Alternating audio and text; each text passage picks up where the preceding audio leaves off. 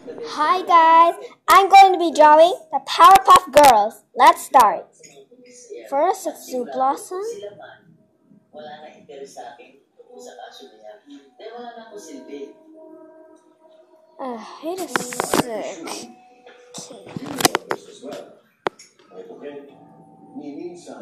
Hindi tayo nag-negosyo ng prostitution. So are you saying na walang kinalaman ng negosyo natin sa mga sindikatong Domingo Department? Okay. Hindi tayo nakatanging sindikato sa Pilipinas. Alam mo yan.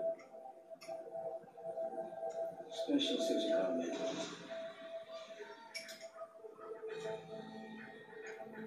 Ano ba tinatulog ko?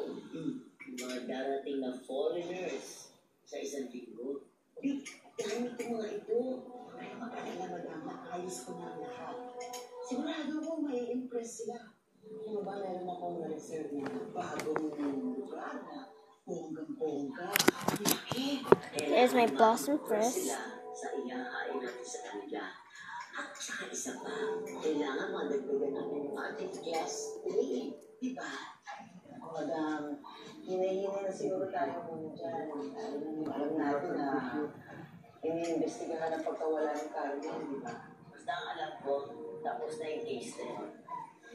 Cheers! Cheers! Sa club niya pag si Maha ang mga tima. Bulis.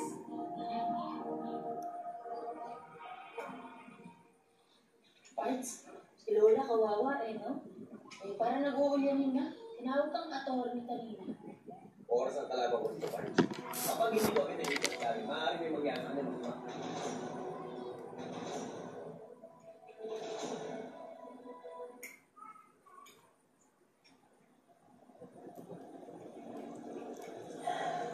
Sa tingin na makukuha pa sila sa mga sitwasyon natin. Kailangan ko kasing manalik. Makaalis pa tayo dito. Akala ko sumuko ka na.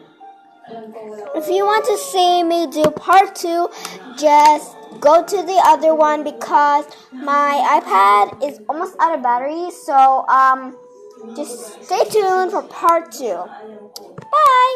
Hello, I'm Blossom. Bye.